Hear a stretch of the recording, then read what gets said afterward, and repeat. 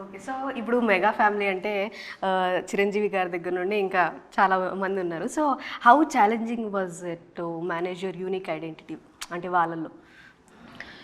It's definitely నేనైతే అది డెఫినెట్గా ఒక బూన్ అనే అనుకుంటాను, బ్లెస్సింగ్ లాగే తీసుకుంటాను. ఎందుకంటే ఫస్ట్ సినిమా అప్పుడు ఏ హీరోయిన్కి లేని అంత ట్రాక్షన్ నాకు వచ్చింది. అది ఎవరైనా న్యూ కమర్ అయితే అది వచ్చి ఉండేది కాదు. So I obviously take that as a blessing. కానీ సెపరేట్ ఐడెంటిటీ అంటే I never want to take away from నేను కొనిడెల అని ఆ ట్యాగ్ని I don't want to separate it. It's me, it's who I am. But అది కాకుండా మా నాన్న వాజ్ అ ప్రొడ్యూసర్, ఇప్పుడు చిరంజీవి గారు వాజ్ అన్ యాక్టర్, మా అన్నలు యాక్టర్స్. అది కాకుండా ఐ జస్ట్ డూ వాట్ నాకేది కరెక్ట్ అనిపిస్తుందో, నాకేది రైట్ అనిపిస్తుందో ఐ డూ ఇట్. ఈవెన్చువల్గా అది నాకు ఒక special place in the industry తీసుకొస్తే I'm more than happy. Okay. So మీరు ఫస్ట్ ఒక మనసు చేసినప్పుడు అది 2016 almost. 16 years. Wow.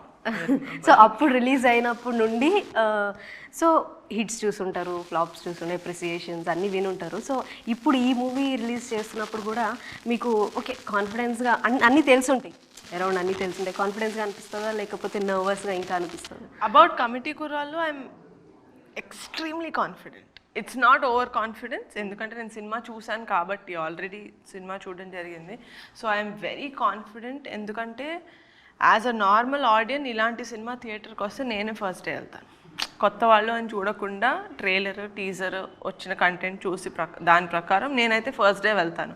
So just audience దగ్గరికి తీసుకెళ్ళాలి, ఇలాంటి సినిమా ఒకటి వస్తుంది అని వాళ్ళకి తెలిసేలాగా చేస్తే వాళ్ళు డెఫినెట్గా వస్తారు.